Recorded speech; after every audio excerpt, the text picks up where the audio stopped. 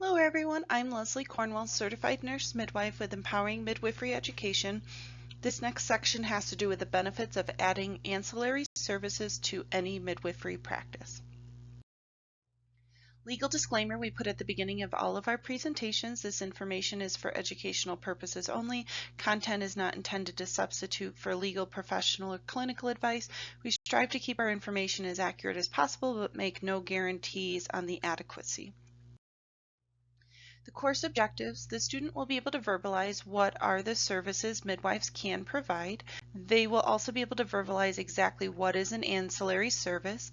They'll be able to verbalize the benefits of adding ancillary services to any midwifery practice, and the students will be able to verbalize some examples of ancillary services that they can add to their practice.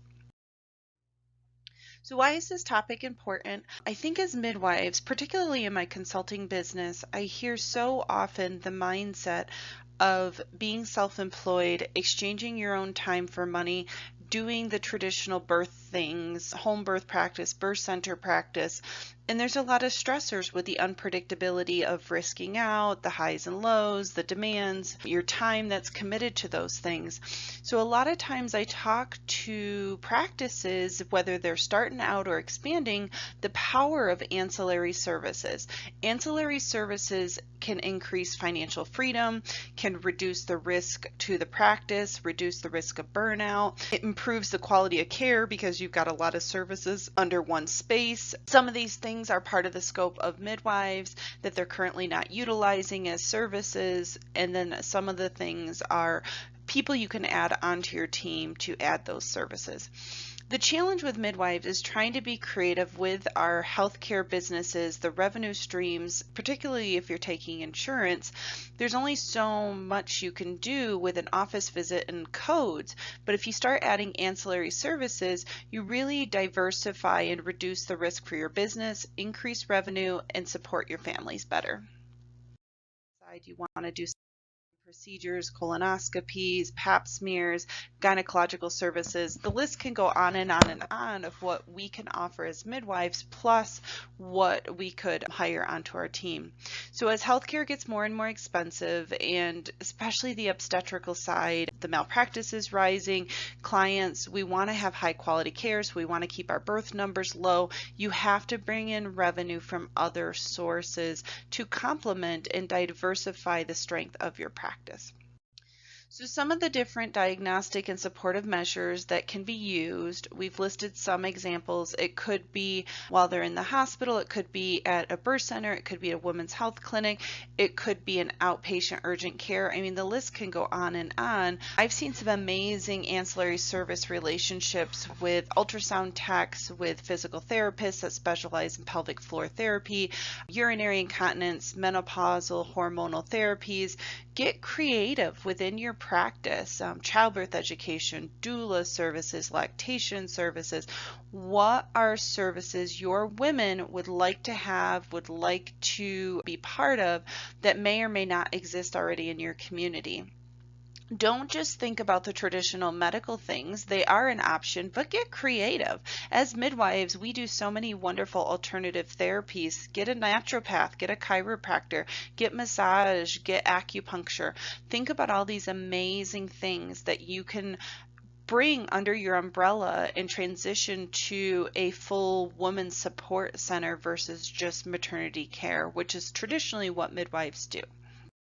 There's a lot of different places that these services can be. I encourage, even if you're doing a home birth practice, get a clinic, get a community center, rent out other space, have the best of both worlds where down the hallway you can refer to all these wonderful people. Maybe you don't want them under your practice, but you can easily get a property manager, buy a building. There's so many tax benefits for a midwifery practice to have a building and rent to other awesome services. Then you know who your neighbor is. If you need to expand, especially birth centers. I see so many birth centers, they lease and they put $200,000-$300,000 into a birth center space, and then the lease ends and they have to move somewhere else and they've lost that construction revenue. So I always stress the power of looking at the different facility locations, looking at the different ways, not just today what your services are going to be, but in the future.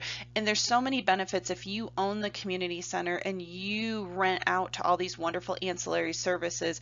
You don't necessarily have to have them under your own practice umbrella if you don't want to. For example, like a hospital or a birth center, they can add pharmacy, they can add daycare for their staff and for their clients, they can add massage, they can add yoga studios, educational courses, nutrition. The list can go on and on and on. It's really just a limit of your imagination of what services you could potentially add. If you're running lab tests, some people will just refer out for that, but does it make cost-effective sense to have the lab services under your ancillary service umbrella?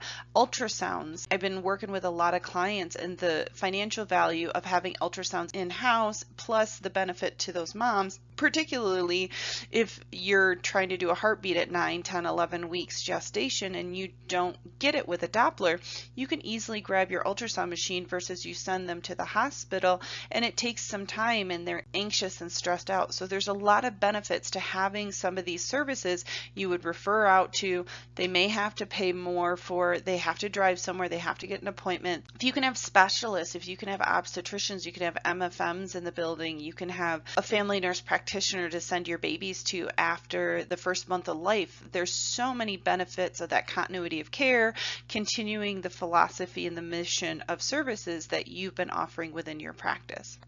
So there's a lot of different ways you can do this. You can have it as part of your umbrella services. You can have it outsourced and you get a referral cut. You could rent to that person and make a centralized community center. There's a lot of great ways to add medical testing, supplement services, specialist referrals, procedures that maybe you get some extra training and certifications with, homeopathies, with, there's so many amazing, I'm thinking of like energy release and some of these alternative therapies, Reiki. You could become a niche in your community if that's something you want to do. Otherwise, you can hire people. I always stress to midwives, I want you to transition from being business owners from the original self-employment.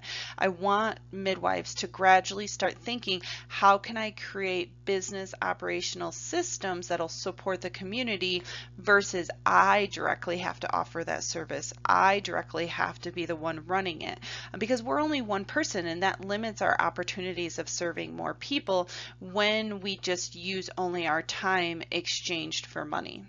So the benefits to a midwifery practice, the list goes on and on and on. And this is just in life in general. The more revenue streams, passive income, ancillary services you add into life, the better you're going to be for opportunities, financially free. There's so many benefits to adding ancillary services directly to a midwifery practice and into your life. The obvious one is the more revenue streams with staff, with operations, with services, with systems you put into place, the more revenue that comes into your practice, into your life. And it also gives you the choice, instead of taking 6-8 clients a month for birth, you could take 2 to 4 clients a month, give them far better care, not be on birth call as much for yourself, and you could add other midwives to the team. But it gives you the opportunity to say, I'm going to get revenue streams from something that's not on demand of my time as much, and now I get to get better client relationships because I've got other revenue streams supporting the practice long term. So the other benefits is it adds to the staffing resiliency. The more services you have, the more team you have in place. It's a lot harder to support a solo midwife practice with a birth assistant if someone gets sick, if something's going on, versus you have multiple ancillary services. You have more staff on the team that can cross-train, that can support each other more. The burnout for your practice as a whole reduces drastically once you start getting at least 5 to 7 staff on board, especially in similar occupations, because they can support each other. So you add on an ultrasound tech that also can draw labs. If the lab person doesn't show up that day, the ultrasound tech kind of rearrange the schedule a little bit, help with labs. So it's really important to understand the adaptability, the ever-changing needs of a practice can be stronger with more ancillary services. The other thing is the benefits to a community, especially a rural community. You got to drive 2 hours to even find a certain unique service. The more you can add specialized care locally, the more it's going to get your reputation. People are willing to pay more for it. In today's healthcare age, people are researching alternatives and supplements and being as healthy as they can.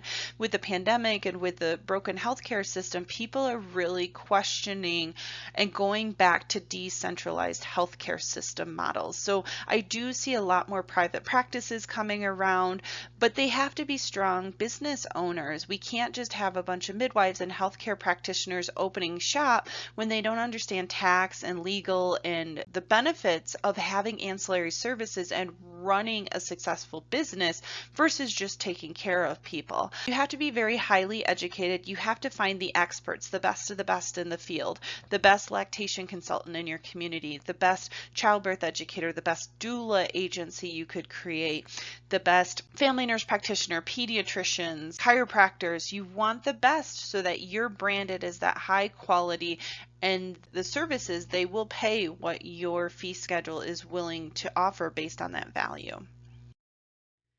So these are typical things I see with midwives across the country. It doesn't matter if you're a certified nurse midwife, certified professional midwife, direct entry midwife, licensed midwife, religious midwife, the list goes on and on and on.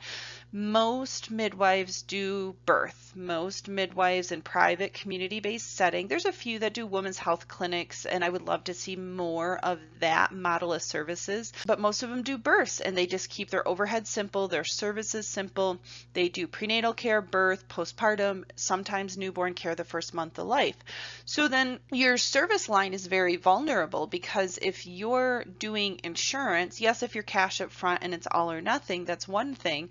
But if they move away, they risk out before that full payment is due, or your insurance, and all of a sudden you don't do the birth for them, you've lost 60-70% of the revenue for all the care being offered. And that's a huge hit, and that's something I noticed with my private practice. When we didn't have enough ancillary services, I would cry those months when half the people would risk out for the practice, because I knew in 3-4 months when the insurance would process, it would be rough, because we did all that hard work, but they transferred. We didn't get to do the typical codes to the insurance company. It's really important for midwives to think about, how can I add extra services? They may or may not be things you are directly doing. Maybe you have a passion for something you're going to do 1 to 2 days a week in the office, Monday through Friday, 8 to 5, some sort of structured system, and take away 1 birth a month. Or you're going to keep your birth volume the same, but you're going to add somebody to your team that specializes. They work 2 days a week. You did your number crunching. It's awesome revenue for them to join your team. You definitely want to look and see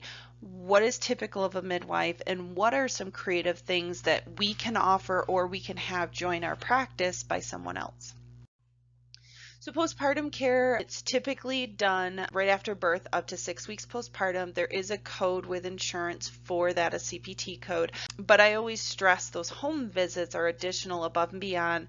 We usually in a community-based setting will do a day 1 postpartum visit, because they're either, if you're a home birth, you're there around 2 hours, and if it's a birth center, they leave in 4 to 6 hours. So that day 1 is essential. There's a lot of transitions with the mom and baby that are usually checked on in the hospital setting.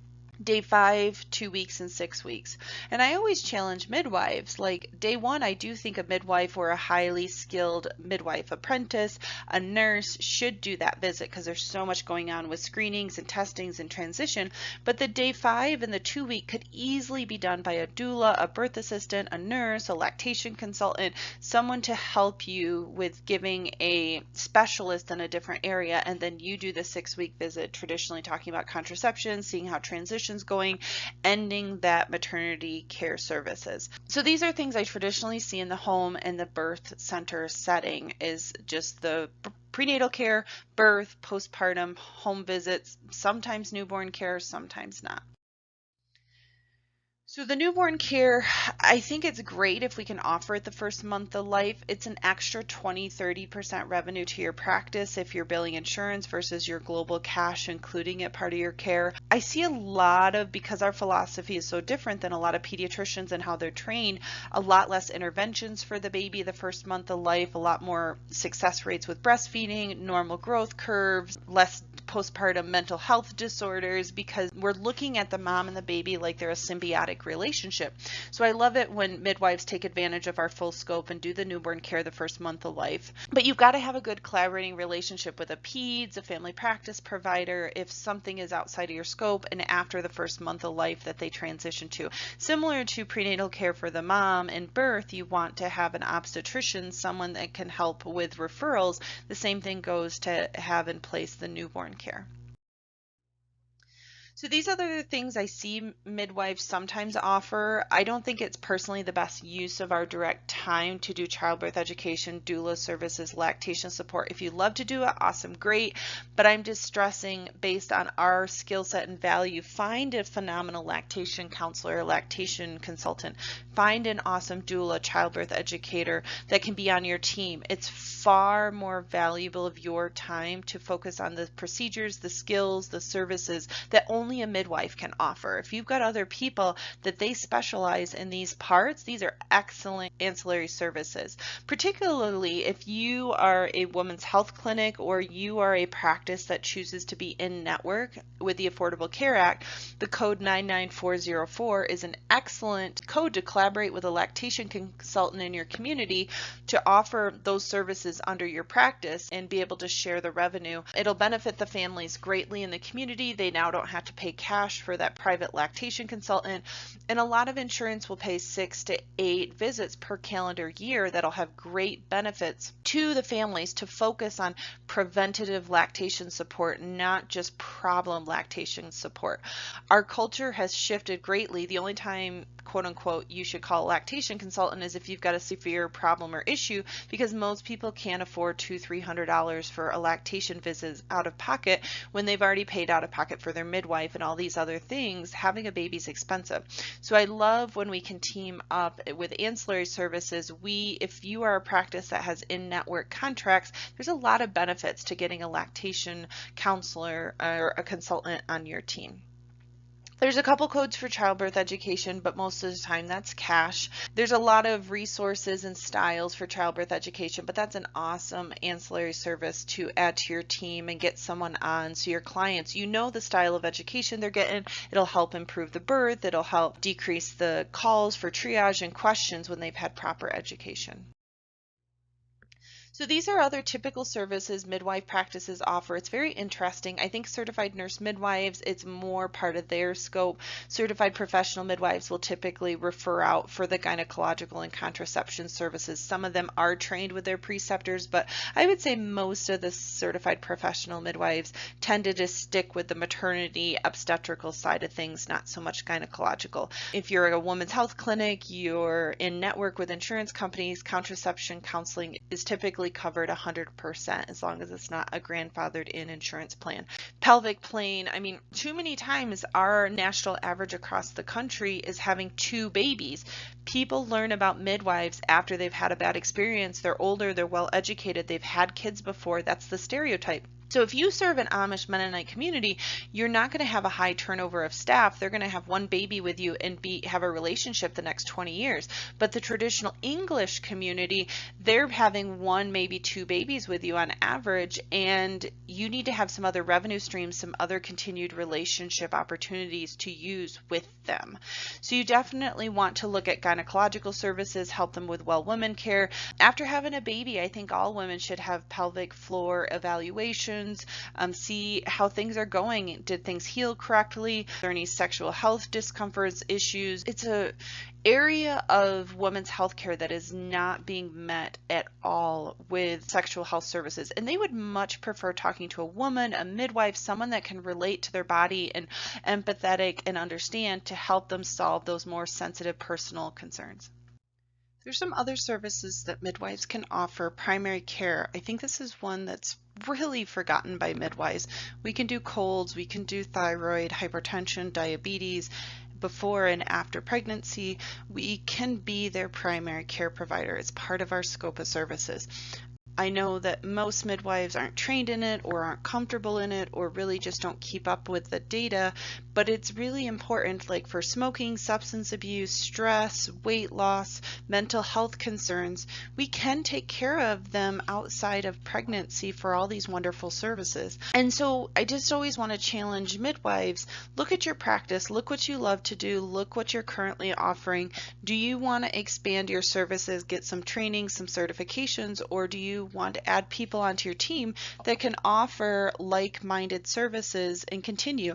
I would have all the time, it'd be awesome to add a family nurse practitioner because we'd have dads, we'd have children, and the midwife can't take care of them that would need additional support. So the family nurse practitioner on the team could do awesome services to truly take care of the whole family unit. So these are some traditional things that I've seen midwives offer with women's health clinics or choosing to do gynecological services part of their home birth center practice, while women care, breast exams, pap smears, pelvic issues, discharge, STD screenings. The list can go on and on and on, and it's really nice to give the midwifery model a care for those aspects of services. So these are traditional things getting you to think outside the box, whether it's you offer directly and get some training or you have someone on your team. You can refer out to mammograms or you could choose to have mammograms. You could refer out for bone density screenings for postmenopausal women, or you could have that service in-house depending on your niche and services. My whole goal of this is just to challenge you to think outside the box. There are so many ancillary additional services you can offer with your team, creating operation systems that'll have massive benefits to the practice. So you can choose to do colposcopies, you could choose to do endometrial biopsies, you could choose to do endless amount of procedures, part of women's healthcare if you chose to get the training and wanted to add that. I know some amazing midwives that do sexual health strictly, that do urinary incontinence, pelvic pain. They focus on certain aspects, and that's okay if you want to be a niche service, but just understanding the more narrowed your service line is, the more vulnerable your practice is if something happens to that service line. You could do lab testing, you could do ultrasounds, you could do genetic testing on site, you can do so many things, or you can just refer out. That's your choice, but I just want people to know available. You can offer more therapeutic services, spa, massage, boutique things, occupational health. You could even offer services for the newborn, frenectomies if there's no one in the area that does it, mental health services. There's just so much out there that can be helping with exercise, weight loss. If they have diastase recti after delivery, you could specialize and get a specific program that your clients follow the next 3 to 6 months service. There's so much available and out there. So you can focus on nutrition, you could get diabetes, you could do centering pregnancy, you could do weight loss management, you could do supplements, you could have a shop, you could have local organic foods, and you could have a farmer's market in your parking lot. You could truly decide what is the mission, what is the goal of your practice, and how are you going to serve the families best with those additional services. It's interesting, the cosmetic things. Some people don't think of that as midwifery because it's more high end, it's an elective, it's more of making you feel good, but there's a lot of benefits to the mental health and the spiritual and making you feel inside and outside well. It's a higher unfortunate revenue stream to add Botox, to add these cosmetic procedures. IV infusions is a really interesting one, especially across the country with COVID and so much going outpatient, and just the fatigue with our healthcare providers and our consumers alike. There's so many electrolytes and vitamin infusions and clinics popping up all over the country. You could choose to add IV infusions. You could add iron, you could add vitamin C, you could add so many electrolyte infusions and really benefit your clients, benefit yourself, benefit the community. And the overhead's not too bad with the IV infusion. So I always love that one. When we talk about simple things to add, adding ultrasounds, adding lactation consultant, adding IV infusions tend to be the low-hanging fruit to really get the best bang for the buck. So yeah, massage, pampering, child care resources, so that what are the barriers the moms are having to come see services? Maybe they would love to have a full spa day, but they can't find a babysitter. So if you add in your practice ancillary services that aren't just directly serving the clients, but bridging those barriers. Maybe you're in a low income area and transportation is a challenge. Talk to your local bus route to see if they can come by your practice. So sometimes it's not even about just adding an ancillary service directly for you, but adding resources so that you can bridge the barriers so that they're more successful coming to see you. You could product promote. I don't think midwives, I talk often about the 4 values to create wealth in your life. The one that most people think about is money, time and money. I am going to work for someone, I am going to provide a direct service, and they're going to pay me X amount for my time involved. And that's one aspect, but it's the hardest to work for. So I always challenge midwives to think about the other 3 forms of currency value creation in your life. Your relationships, so those referrals, the cross referrals, you sending people to a childbirth educator, lactation, you should be getting a referral kickback from that because you're adding value to their practice. The knowledge, the things you know, the value you're creating, how can you put a price on making their birth the best possible? It's not just the time you've spent in front of them and labor support, it's the knowledge, it's the education, it's the supporting a birth environment experience with your knowledge and expertise to give them great outcomes, to give them physiological birth. That has a financial value to it. And how do you turn it into a product? How do you turn it into a service?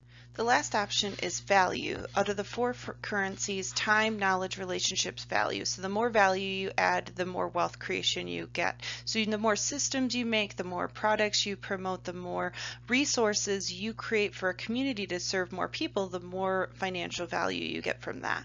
So product promotion, I don't think midwives give enough credit of how much expertise and recommendations have financial value to them. You can make it as simple as saying, I love doTERRA. I love this specific brand, company, essential oil, herbs, supplement. And you don't have to have the products in your store and sell them and worry about sales tax. You could easily talk to the company and become a marketing affiliate. Obviously, you'd put a disclosure to your clients, get a simple flyer put together, have a QR code, have a simple marketing affiliate link that they click on. And when they buy the product online from your referral link, you get a kickback, you get a cut. So I think sometimes we think of ancillary services of tangible, we have to create the systems. There's many systems already out there.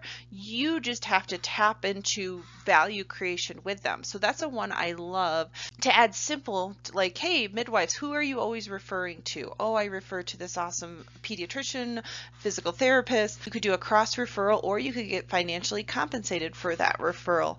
Or with products, you're always talking about this special iron and prenatal vitamins and this awesome thing you did lots of research on product, especially our ladies with the sexual health boutique practices. The clients really respect the provider's recommendations, and 99% of the time they buy what the midwives, the healthcare practitioners are recommending.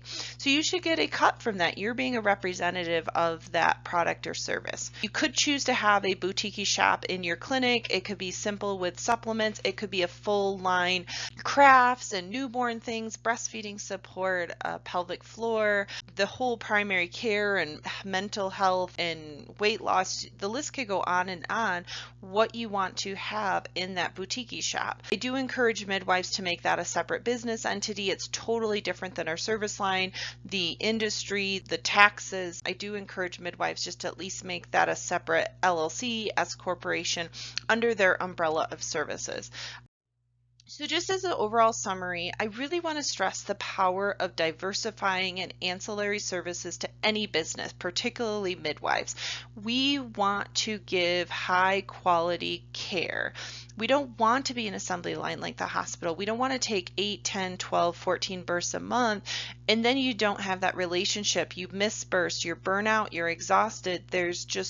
I see it over and over and over again. So this is important to me that midwives understand the power of diversifying services, adding people to the team, creating systems and service lines within your practice to help with the highs and lows of unpredictabilities of birth, to be able to take 2 to 4 clients a month and still make your bills and still do all the wonderful things you want to do, because you've created, I usually recommend 30% obstetrical service line within a midwifery practice, and 70% is all these other ancillary services, because you're leveraging the experts around you. You're exchanging their time, their knowledge, their expertise in the systems, the service branding you've created. So there's a lot of different business models out there. One is not right or wrong depending on your community, your mission, where you want to go. But I just wanted to challenge you to think about, in your local area, what is a simple service line you can add that's not high overhead, there's somebody out in the community that's already doing it. You guys would benefit from a win-win situation to join forces together, particularly lactation consultants, doulas, childbirth educators, naturopaths, chiropractors, people already doing things, but you guys can take each other's practices to the next level by having a cross referral or directly having an ancillary service. They come to your practice one day a week and support your family. So there's lots of ways to do it. But I love helping midwives. I love helping healthcare providers so that we are preventing burnout. We're loving our practice. Our practice can run when we go take a break. I think I hear it too many times. When I go on vacation, my money stops. I have to take 6 weeks off of birth. It's a huge financial drain when 100% of your revenue stream is from birth call demands.